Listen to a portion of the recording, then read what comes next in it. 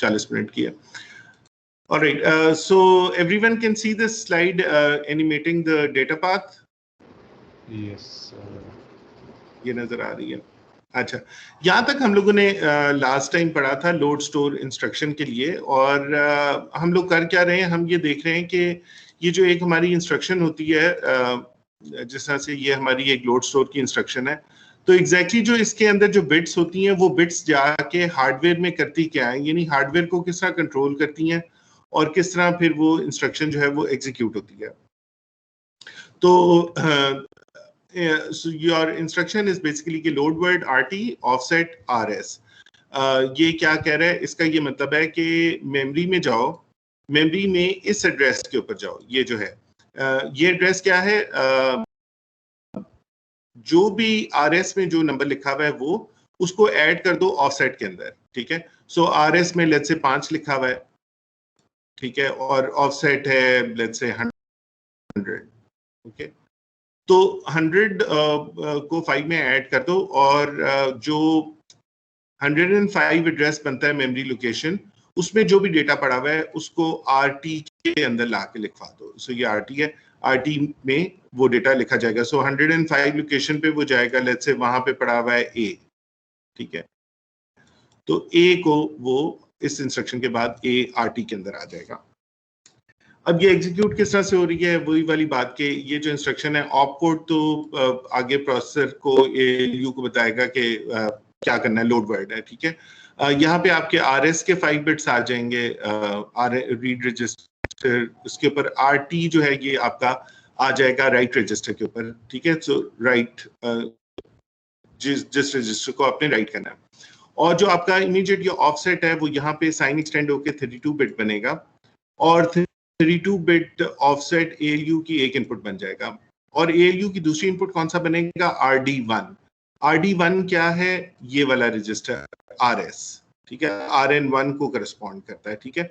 तो RS register में वही जिस तरह से मैंने बताया कि वो RS का एड्रेस आएगा, तो RS रजिस्टर को वो रीड करेगा, यहाँ पे उसमें वो देखेगा अच्छा इसके अंदर 5 पड़ा हुआ है, तो वो 5 जो है वो आउटपुट कर देगा, यहाँ पे इस इनपुट के ऊपर 5 आ जाएगा, और यहाँ पे आपका साइन एक्सटेंड होके लेट्स से जैसा मैंने बताया कि ऑफसेट आपका 100 है, तो 100 आ जाएगा। अब हमें ALU की जरूरत है इन दोनों को ऐड करने के लिए, तो यहाँ से जो ऑपरेशन है वो ऐड का हम सेलेक्ट करेंगे because of the op code, और ALU इन दोनों को ऐड कर देगा, और ऐड करके यहाँ पे उसका सम आ जाएगा 105, ठीक है। और ये जो 105 है ये कनेक्ट होगा इस ये जो हमारा डेटा मेमोरी है इसके एड्रेस पोर्ट के साथ, और इस एड्रेस पोर्ट पे 105 में मसलन 105 लोकेशन के ऊपर A लिखा हुआ है, तो वो A यहाँ पे रीड करेगा, रीड डेटा से आउटपुट पे आएगा, और ये वापस आप देखें जाके राइट डेटा में चला जाएगा, और राइट डेटा, ये डेटा राइट कहाँ पे होगा, जो आपने RT दिया था, तो ये RT रजिस्टर जो भी आपने दिया था उसके अंदर A राइट कर देगा। इस तरह आपकी ये इंस्ट्रक्शन एग्जीक्यूट हो जाएगी लोड वर्ड की। इस पे कोई किसी को क्वेश्चन हो या कोई चीज समझ ना आई हो तो आप पूछ सकते हैं। सर ये 100 और 5 ये क्या कहते हैं, प्री डिफाइंड होंगे कि हम खुद सेट करेंगे? ये तो आप खुद सेट करते हैं। देखिए ये आपका अरे है ना, यानी प्रैक्टिकली जब आप मतलब सी में जब आप प्रोग्रामिंग कर रहे होते हैं तो आप अरे का एक बेस एड्रेस देते हैं, और फिर बताते हैं कि उस अरे पे ऑफसेट कितना है, यानी जो बेस है आपका वो 100 है, तो उस पे कितना आपने आगे जाना है, कितनी पोजीशंस पीछे जाना है। तो ये RS में बेसिकली आपका बेस एड्रेस होता है, स्टार्टिंग एड्रेस जिसको आप कह सकते हैं अपने अरे का, और ऑफसेट होता है कि स्टार्टिंग एड्रेस से कितना आपने जंप करना है, प्लस या माइनस, ठीक है। तो ये आप खुद देते हैं, इंस्ट्रक्शन के अंदर ही ऑफसेट देते हैं, और RS में आपका अरे का स्टार्टिंग एड्रेस होता है। ठीक है जी, क्लियर है? Yes sir. ओके, तो इसकी यही एनिमेशन थी, ये हमने देख ली, ये आपका सम आ गया, ये एड्रेस बन गया, और फिर आपने डेटा आउटपुट किया और वो मेमोरी के अंदर चला गया। अच्छा, इसी का ऑपोजिट जो प्रोसेस है that is your store word instruction. Store word का भी फॉर्मेट एग्जैक्टली वही है जो लोड वर्ड का था, लेकिन इसके अंदर हम लोग क्या कर रहे हैं कि हमारा जो डेटा है RT में पड़ा हुआ उसको हम स्टोर करवा रहे हैं मेमोरी के अंदर, और मेमोरी का एड्रेस फिर वहां से आ रहा है ऑफसेट RS, यानी ऑफसेट प्लस RS जो है इसको आप वो करेंगे, ऐड करेंगे। और अच्छा, तो सो ये कह रहा है कि जो आपका RT में डेटा पड़ा हुआ है, RT का जो डेटा है उसको आप सेव करवाएं मेमोरी के अंदर, और मेमोरी में किस एड्रेस पे सेव करवाएं? RS plus sign extended offset, ठीक है। तो again as you can see ALU का काम यहाँ पे भी फिर एड्रेस जनरेट करना है। ये क्या करेगा कि ये आपके सबसे पहले RS और RT को रीड कर लेगा, और जो आपका इमीडिएट है वो साइन एक्सटेंड होके, सो ALU की एक इनपुट आपका इमीडिएट बन जाएगा, और दूसरी जो आप जो है आपकी इनपुट वो RD1 बन जाएगी, यानी कि उसने जो इसमें ऐड RS में जो भी डेटा पड़ा हुआ है, वो जो भी नंबर है वो उसमें ऐड करेगा, तो ALU जो है वो एक नया एड्रेस जनरेट कर लेगा, ठीक है। और ये एड्रेस मेमोरी को जाएगा, और यहाँ से RD2 रीड पोर्ट 2 पे जो भी है विच वाज बेसिकली RT, तो RT में जो भी पड़ा हुआ है वो यहाँ पे राइट डेटा असर्ट हो जाएगा, और इस सिग्नल को भी हम असर्ट करेंगे मेमोरी राइट। तो इससे मेमोरी को पता लगेगा कि अब ये जो एड्रेस आया है इस एड्रेस के ऊपर मैंने ये डेटा राइट करवाना है।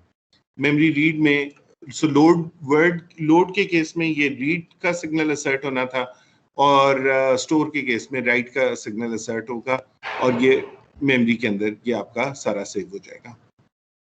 इसमें आउटपुट कोई नहीं आ रही, जैसा लोड में तो ये पहले आउटपुट आ रही थी, वो तो था कि हम डेटा रीड कर रहे थे, इसमें कोई आउटपुट नहीं है, सिर्फ हमने डेटा इसके अंदर लिखवा दिया है। तो ये आपका हो गया store word. Any questions on this?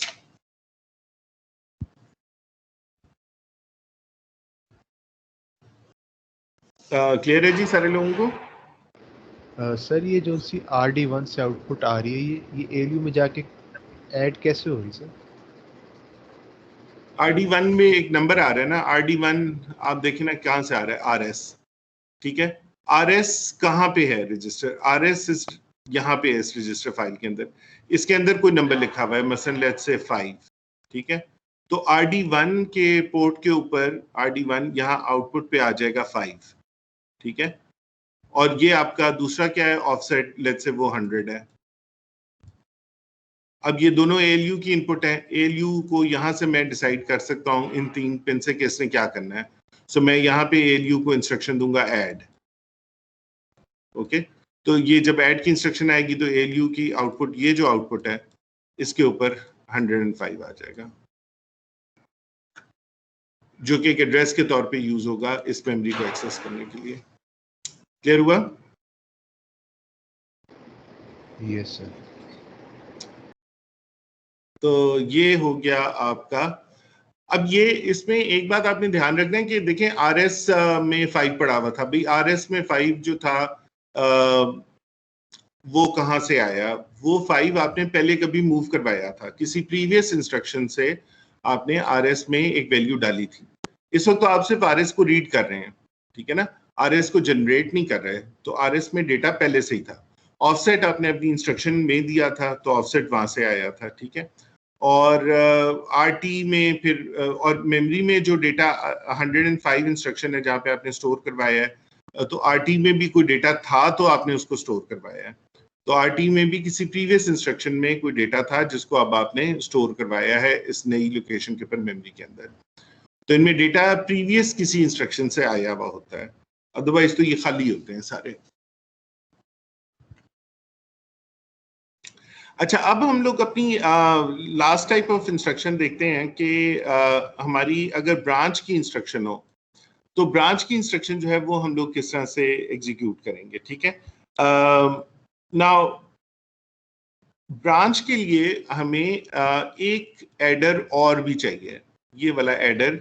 ये तो आपका नॉर्मल ALU था ना, साथ आपको एक और एडर चाहिए, और वो क्या कर रहा है, वो ये जो आपका है ना, उसकी एक इनपुट है आपकी PC+4। रिमेंबर प्रोग्राम काउंटर में हमेशा आपकी जो नेक्स्ट इंस्ट्रक्शन होती है उसमें 4 ऐड करते हैं तो नेक्स्ट सीक्वेंशियल जो इंस्ट्रक्शन है उसका एड्रेस बन जाता है।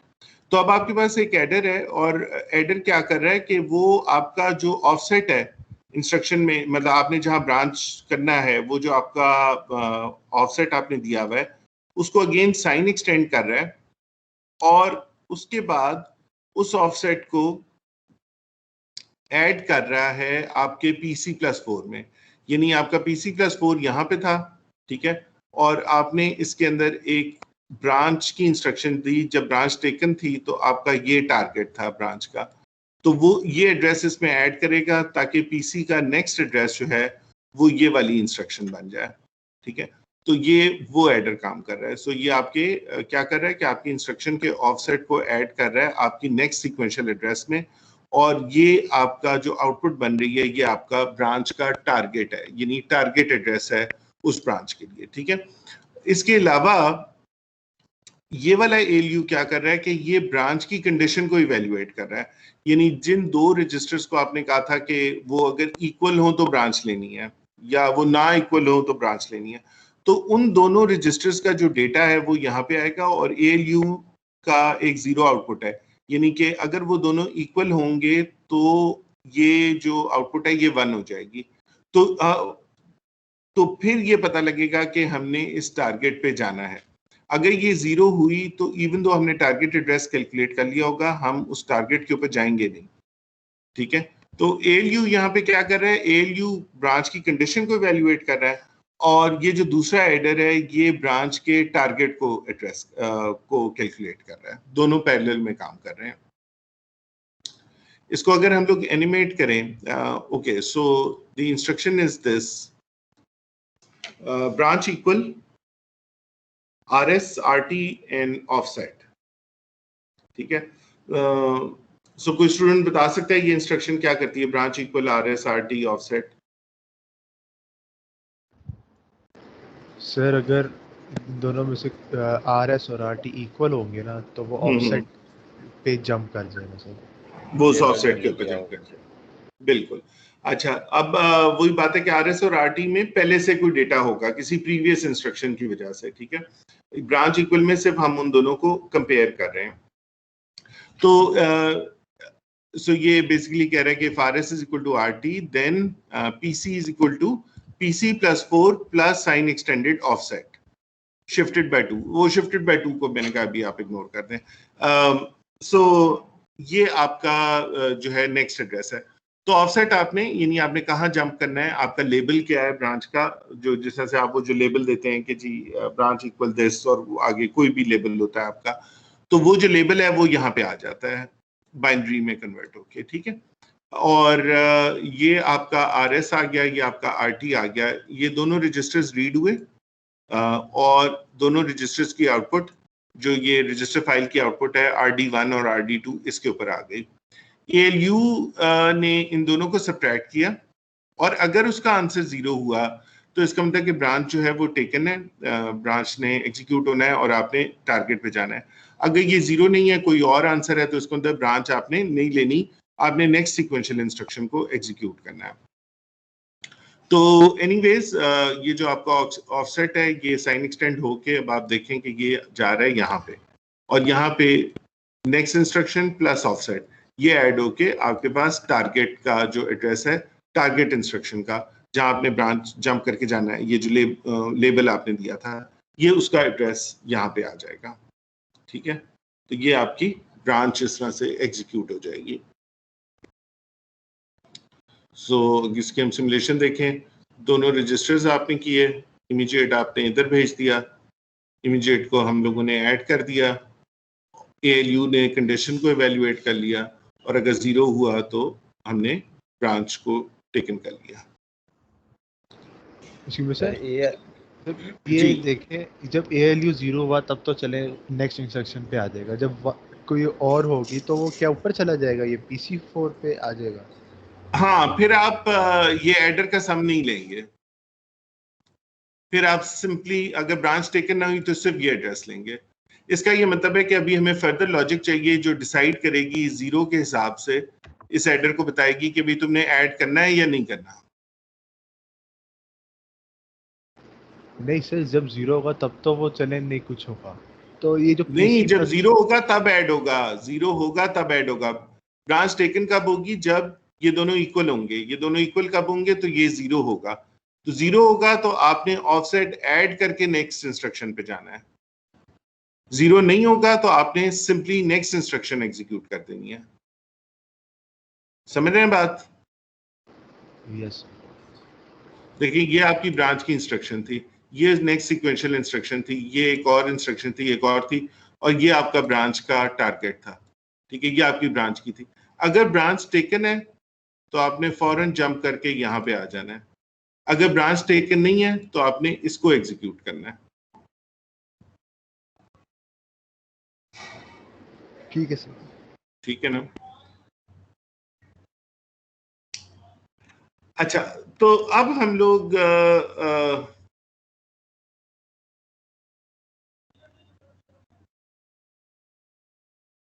एक सेकेंड। अच्छा, अब हमारा कंप्लीट सिस्टम बन गया। इसके अंदर ना हमारे पास रजिस्टर फाइल है। ये क्या कर रहा है, हमने अब एक हार्डवेयर में दोनों चीजों को कंबाइन कर दिया है। Combining the data path for R type instructions and load store using 2 multiplexers. अगर आप इसमें देखें तो इसमें हमने एक मक्स यहाँ पे ऐड कर दिया फर्दर, और एक मक्स हम लोगों ने यहाँ पे ऐड किया। ठीक है, ये जो दो मक्सेस हैं, ये डिपेंडिंग ऑन द इंस्ट्रक्शन ये डिसाइड करेंगे कि कौन सा डेटा जो है वो हम लोगों ने आगे भेजना है। मसलन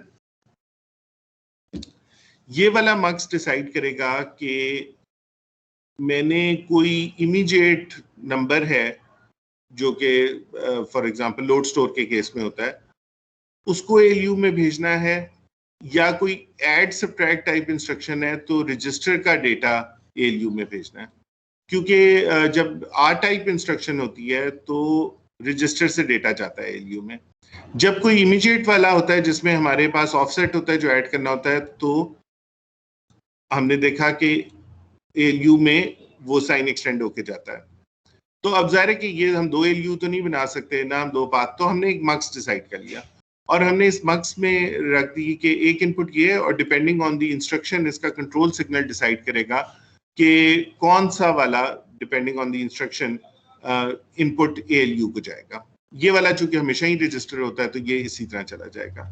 इसी तरह से यहाँ पे भी हमने एक ये अगर आप डेटा मेमोरी की आउटपुट देखें तो हमने एक और मार्क्स रखा हुआ है, और ये मार्क्स जो है ये डिसाइड कर रहा है कि ये जो राइट डेटा होना है रजिस्टर फाइल में ये कहाँ से होगा।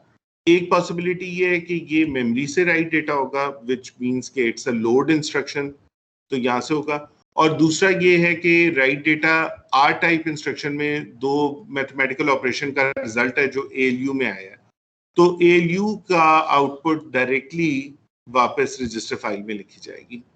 ठीक है, सो आर टाइप में एएलयू आउटपुट चली जाएगी वापस, और लोड के केस में रीड की आउटपुट जाएगी। तो इन दोनों, क्योंकि इन दोनों ने एक ही जगह पे जाना है, तो इसलिए हम एक मक्स लगाएंगे और मक्स डिसाइड करेगा इस कंट्रोल सिग्नल की बेसिस के ऊपर कि कौन सा आउटपुट जाना है, और ये कंट्रोल सिग्नल होगा दूसरे मक्स का। इसको अब हम लोग थोड़ा सा समझने के लिए दोबारा एनिमेट करते हैं। देखिए, जो हमारी आर टाइप इंस्ट्रक्शन है, हमारी आर टाइप इंस्ट्रक्शन जो है वो सिंपली दो रजिस्टर्स को रीड करती है और उनका डेटा जो है वो तीसरे रजिस्टर में लिखवा देती है। तो इस केस में आप देखें कि ये पाथ बनेगा कि ये मक्स किसको सिलेक्ट करेगा, इस वाले इनपुट को, इसको नहीं करेगा साइन एक्सटेंडेड को। ये दोनों आपके RD1 और RD2 के ऊपर RS और RT आ जाएगा और ALU आउटपुट देगा, और ALU की आउटपुट इस मक्स के थ्रू वापस जाएगी राइट डेटा में और RD में लिखी जाएगी। ठीक है, तो आप देखिए मक्सेस ने कौन सा पाथ सिलेक्ट किया है, यहाँ से ऊपर वाला और फिर यहाँ से ये नीचे वाला, और इन कंट्रोल सिग्नल्स की वजह से उसने इनको सिलेक्ट किया। ये अगर आर टाइप इंस्ट्रक्शन होती। अच्छा, अगर यही होती लोड स्टोर, तो लोड स्टोर में आप देखें इस मक्स ने नीचे वाला पाथ सिलेक्ट किया है और जो आपका ऑफसेट है वो यहाँ पे ALU में ऐड होने के लिए आया है। दूसरा तो वही रजिस्टर है RS, और ये एक एड्रेस बना। और अब आप ये देखें कि यहाँ पे मक्स ने ऊपर वाला पाथ सिलेक्ट किया है और ऊपर वाले पाथ से वो वापस राइट डेटा को लिखवा रहा है। सो यू सी, अगर मैं इसको दोबारा देखें, हम लोग R टाइप के केस में मक्स का पाथ, दोनों मक्सेस के पाथ देखें, ये यहां से जा रहा है और ये ALU की आउटपुट को वापस भेज रहा है। जबकि लोड के केस में मक्स ALU को ऑफसेट दे रहा है और ALU एड्रेस जनरेट कर रहा है, और जो एड्रेस से जो डेटा आ रहा है वो वापस हम लोग लिखवा रहे हैं। ठीक है, क्लियर है? Any questions on this? ये लोड वाला दोबारा बताइएगा, लोड इंस्ट्रक्शन वाला। लोड इंस्ट्रक्शन में देखें ना, लोड इंस्ट्रक्शन में आपने क्या करना है, आपने ऑफसेट को RS में ऐड करना है।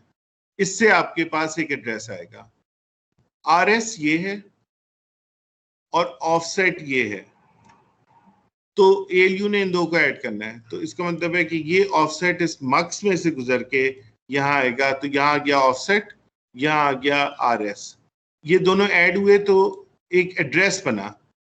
ALU की आउटपुट एक एड्रेस के तौर पे इस्तेमाल हुई, और वो एड्रेस डेटा मेमोरी को गया, और डेटा मेमोरी ने उस एड्रेस पे जो भी डेटा था वो रीड किया, और इस मक्स के थ्रू उस डेटा को रीड करवा के वापस इस रजिस्टर फाइल में लिखवा दिया। किस रजिस्टर के अंदर? RT के अंदर। ठीक है, क्लियर हुआ? Yes sir.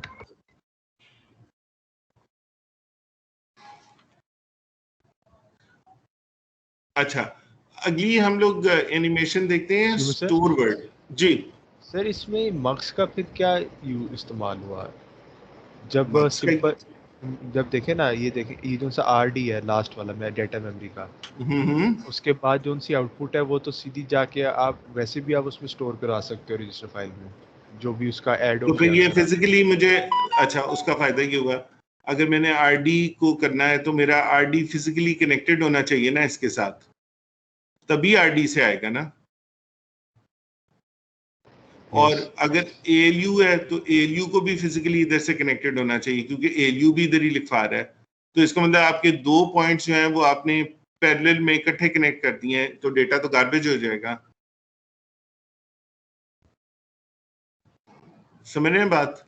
यानी आपके दो सोर्सेज है ना, दोनों डेटा एक ही जगह लिखवा रहे हैं रजिस्टर फाइल में, तो इनको फिजिकली तो आप नहीं जोड़ सकते ना।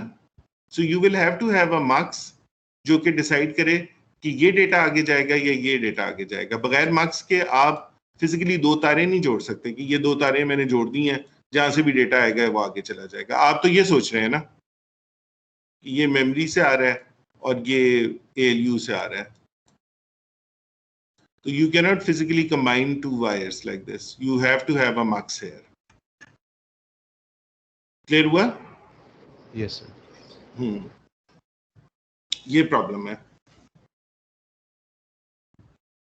क्योंकि कई दफा ऐसा भी हो सकता है कि दोनों इकट्ठे अपना डेटा लिखवा रहे हो, यानी ALU की आउटपुट पे भी कुछ आ रहा हो और डेटा मेमोरी की आउटपुट पे भी कुछ आ रहा हो, यानी इन दोनों पे कुछ आ रहा हो, लेकिन आपने एक्चुअली एक ही सिलेक्ट करना है इंस्ट्रक्शन के ऊपर।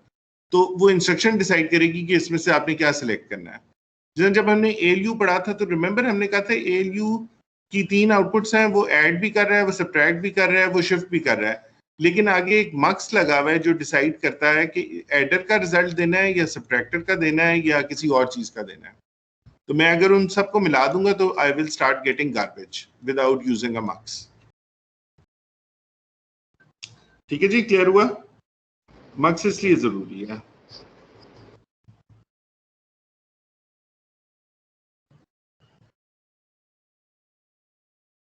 अच्छा, अब हम अपनी तीसरी इंस्ट्रक्शन भी एनिमेट करके देख लेते हैं, आपको फर्दर क्लियर हो जाएगा। वो है store word RT offset. So again हमने स्टोर करना है आरटी में जो भी डेटा पड़ा हुआ है डेटा मेमोरी के अंदर, और एक एड्रेस कैलकुलेट करना है डेटा मेमोरी के लिए, which will be calculated by adding offset into RS. So first of all हमने जो भी हमारा ऑफसेट था वो यहाँ पे किया। इस मक्स ने डिसाइड किया कि उसने ये डेटा नहीं लेना, ये वाला डेटा लेना है, और ये डेटा उसने ALU को भेज दिया विच वाज ऑफसेट। दूसरा तो आपका आ गया RS RD1 से, ALU ने दोनों को ऐड किया और ऐड करके एक एड्रेस जनरेट कर दिया। ये एड्रेस यहाँ पे अप्लाई हो गया, और उसके बाद आपने चूंकि स्टोर वर्ड करना था, इसलिए ये जो डेटा RD2 पे था विच वाज RT, ये यहाँ पे राइट डेटा पे आया और ये इसके अंदर चला गया। इसमें कोई आउटपुट नहीं है क्योंकि ये स्टोर वर्ड था, तो आपको सिर्फ स्टोर करने के लिए एक एड्रेस चाहिए था जो ALU ने कैलकुलेट किया, और डेटा चाहिए था जो कि आपके पास RT में पड़ा हुआ था। सो RT का डेटा यहाँ पे आ गया। तो यहाँ पे ये वाला मक्स इस्तेमाल हुआ है और हमने ये वाला पाथ लिया। ये नहीं हुआ क्योंकि कोई मेमोरी की आउटपुट नहीं है। ठीक है, तो ये हमारा है स्टोर। अब हम पूरा डेटा पाथ करते हैं, लेकिन ये हम इंशाल्लाह कल के लेक्चर में करेंगे। अगर आज के लेक्चर में फर्दर कोई क्वेश्चन हो तो आप पूछ सकते हैं। So if there are no questions, then we can end the class. Yes, sir. No question. Okay, great. Thank you. Allah Hafiz ji. Allah Hafiz sir. Okay. Allah Hafiz.